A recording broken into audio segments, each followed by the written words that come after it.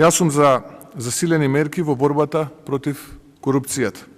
Но борбата не завршува со кривична постапка.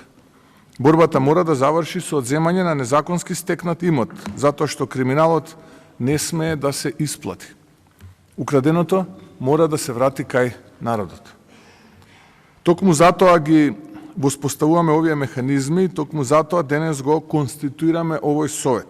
Во рамки на законот за конфискација на имот во граѓанска постапка, Управата за финансиска полиција постапуваше по иницијативи на јавните обвинителства, при што беше обезбедена судска мерка за имот во вредност од над 33 милиони денари, што јасно покажува дека финансиските истраги не се само постапки, туку водат кон реална конфискација и заштита на јавниот интерес. Европската Унија и незините служби ја препознаваат важноста на конфискацијата на приносите од криминалот. Најефективниот начин за борбата против организираниот криминал е против финансиските средства стекнати преку криминал.